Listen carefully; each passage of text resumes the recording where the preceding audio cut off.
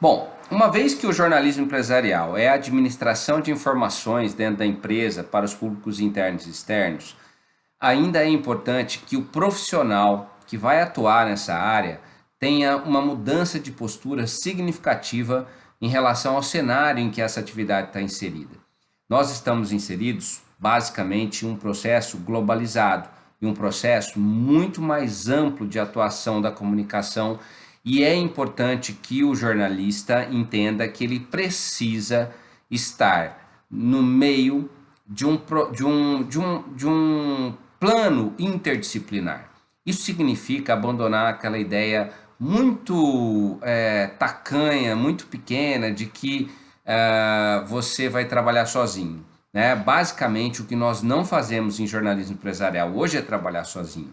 E nós precisamos até tentar enxergar um pouco mais de perspectiva nisso, até enxergar um pouco mais de oportunidade. Eu gosto muito de lembrar quando eu falo muito dessa parte, né, que a gente chega no jornalismo empresarial e a gente está diante desse cenário de mudança, que a gente às vezes tem medo de mudar, né? A gente tem um pouco de receio de falar assim, poxa vida, mas estava tão bom, né? Por que que eu tenho que mudar agora?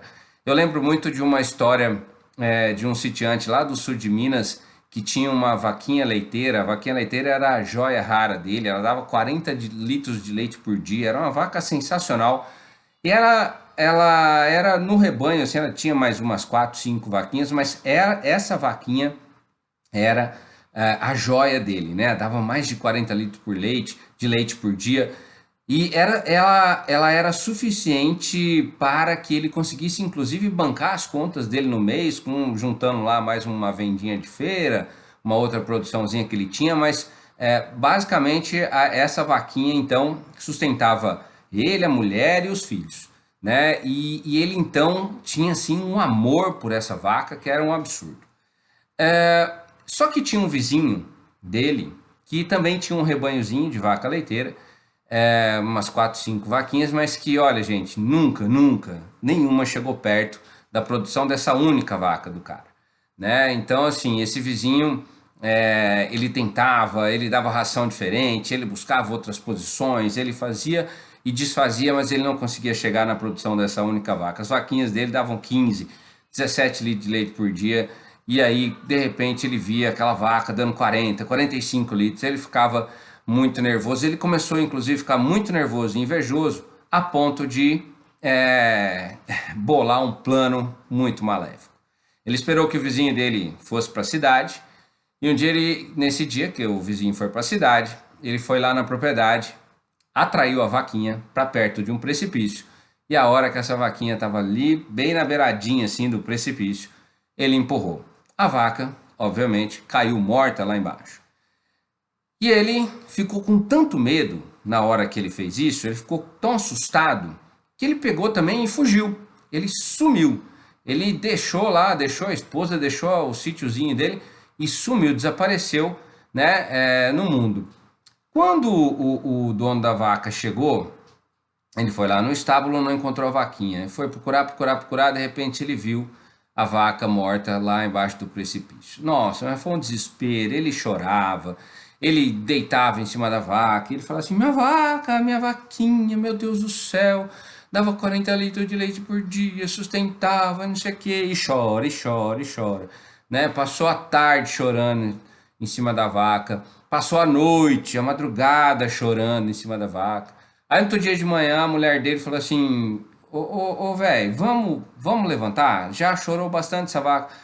Mulher, essa vaca era que sustentava a gente, essa vaca sustentava o seu salão de cabeleireiro, só a escovinha que você faz lá, era essa vaca que pagava, você não tá triste não, que não sei o que, você tem que ficar, me respeita, porque não sei o que lá. E ela falou assim, velho, vamos fazer o seguinte, chega disso, sabe o que você vai fazer agora?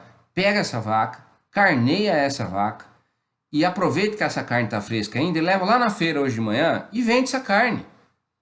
E aí ele pegou e falou assim, com muito custo, ele falou assim, tá bom. Ela falou assim, ó, eu que tô mandando, sabe como é quando manda é duro, né?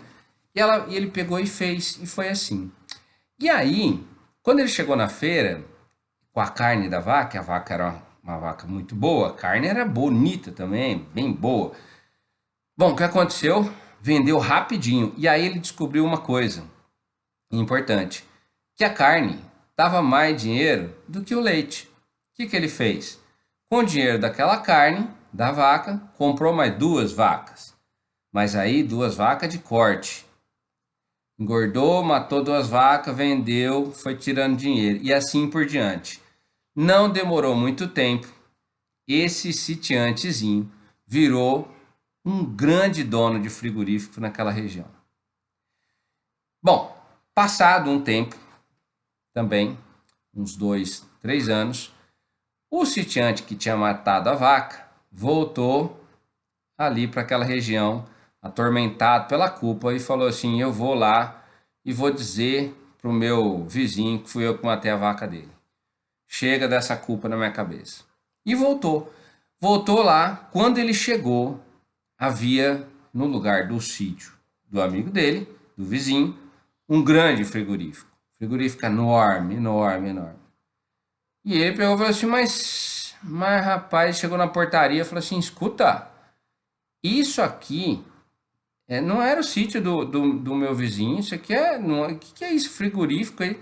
Ele falou assim: não, aqui é um frigorífico, mas era o sítio do seu Antônio mesmo, que mas ele é o dono do frigorífico. Ele falou: o dono? Ele falou: é o dono do frigorífico, mas o seu Antônio, que é meu vizinho que tinha a vaquinha dele. Ele falou assim: o senhor conhece o Antônio? Eu falei: conheço. Aliás, fui eu que matei aquela vaquinha dele, eu vim aqui pedir perdão para ele. Aí o cara falou assim: foi o senhor que matou aquela vaquinha? Falou assim: rapaz, eu vou chamar o seu Antônio agora porque faz 3 anos que ele tá te procurando. Ele falou: meu Deus do céu, ele vai me matar? Ele falou assim: não, rapaz, ele tá te procurando porque ele quer agradecer você por você ter jogado a vaca dele no precipício. Se não fosse você jogar a vaca dele no precipício, nada disso aqui teria acontecido. Então, gente, vamos pensar o seguinte, né? Às vezes a gente se agarra demais nessas coisas, nas coisas que a gente ama, né? Assim, demais, algumas coisas que não valem a pena. E isso dentro do jornalismo empresarial faz muito sentido, porque assim, durante anos a gente aprendeu a fazer somente o jornalzinho de empresa. E hoje o jornalzinho de empresa já não é mais suficiente. Nós temos que estar integrados, né? Isso vale muito porque a gente fica chorando em cima de vaca morta, né? E chorar em cima de vaca morta significa a gente perder tempo, significa que a gente está deixando muita coisa passar por nós. Dentro do jornalismo empresarial, essa historinha faz bastante sentido também, porque nós precisamos oferecer para os empresários a partir de agora um material diferente. Nós precisamos estar mais integrados com o marketing, com a publicidade, com o relações públicas. Por quê? Porque dentro desse conceito maior de comunicação estratégica, nós também estamos inseridos, nós somos responsáveis pela informação, mas basicamente temos também que entender e dar o braço a torcer que esse processo agora é em grupo, esse processo agora é uma equipe que está sendo trabalhada. Então, essa historinha da vaca morta, é importante para a gente entender um pouco desse processo. É claro que vocês talvez estejam já entrando bem mais conscientes desse seu papel multidisciplinar.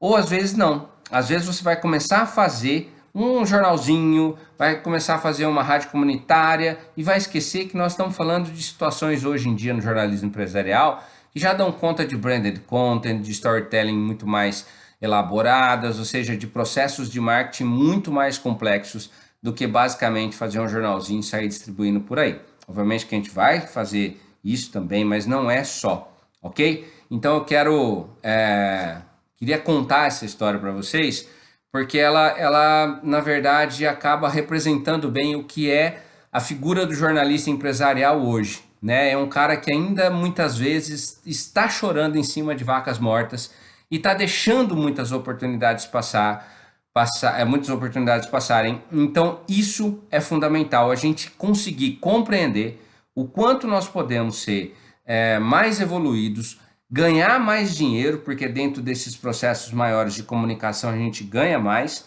né? E a gente pode contribuir ainda mais com a nossa profissão. Beleza? Abraço para vocês, valeu, até a próxima.